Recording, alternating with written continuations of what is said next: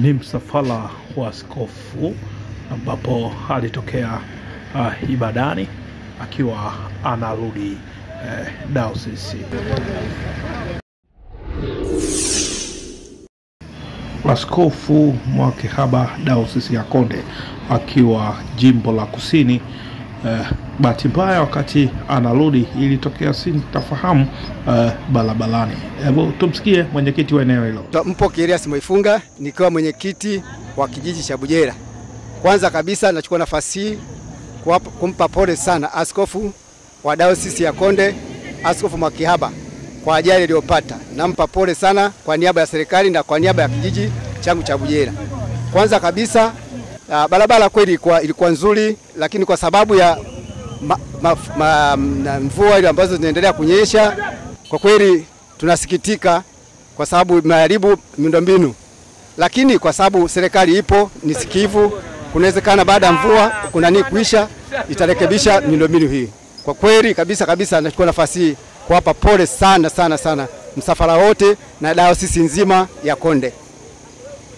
Kwa niaba ya kijiji cha Bujera na hapa pole sana.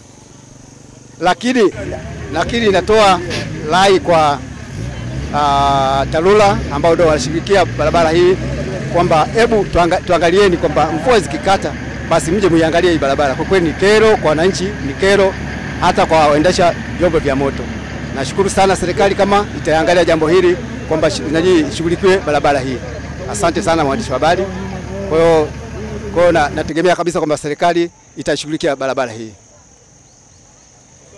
Kwa majina naitwa Elia Afundisye Mwaipetania, diwani wa kata ya Ipinda.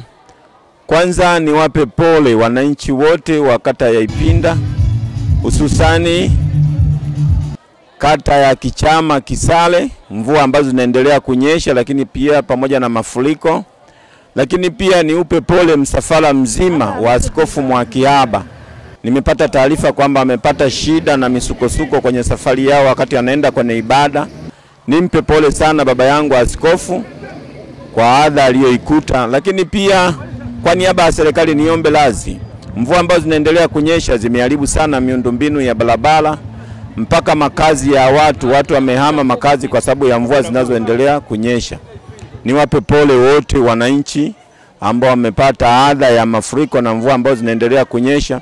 Sisi kama serikali tunasubiria mvua zikikata na tutarekebisha miundombinu ya barabara, hata sehemu ambazo ni korofi tutadhibiti. Asante ndugu mwandishi wa habari. Naitwa Sahibu Elias, mkazi wa kijiji cha Kisale. Sasa hii barabara inatuletea ajali kubwa sana, yaani tunateseka kila mwaka. Na hivyo tulimia, walilima kwamba wametulimia, tuliomba, yani tulishukuru. Sasa kumbe hawana makarabati. Wangetuwekea karabati hii barabara iko lami.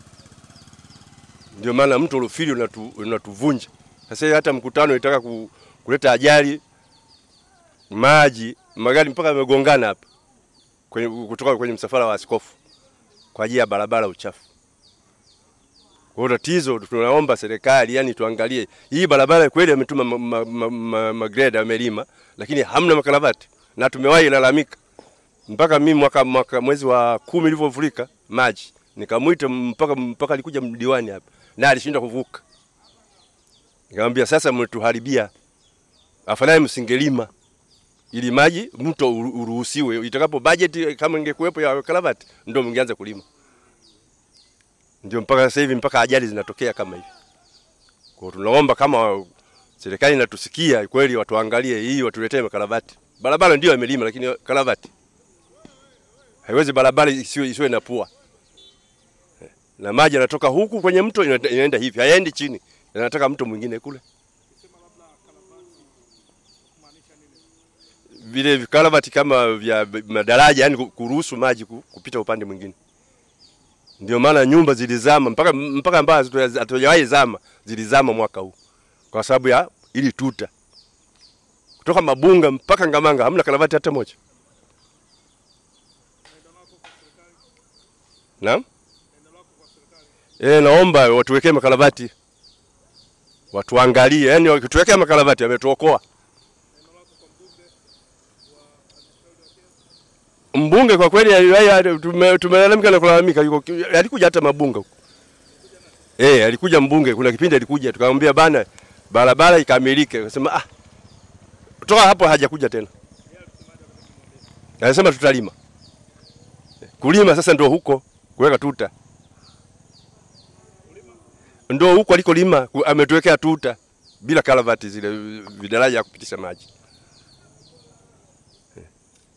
Vile vile ili maji wawe na njia na magari yasingekwama, maana mawe yapo chini pale, oleka mawe. Ndio maana pale pangu pale yamefikia level ya mawe, ndio maana magari hayakwami. Sasa hapa yamegongana magari hapa, ni udongo mpya, ni mbovu, sasa hayana pa kupumulia. Yani toka mabunge ni hapo tu ambapo maji yanaenda hivi, yanatoka chini yanatoka kule yanaenda. Amna pamejichimba tu kwa ajili ya mto Rufiji.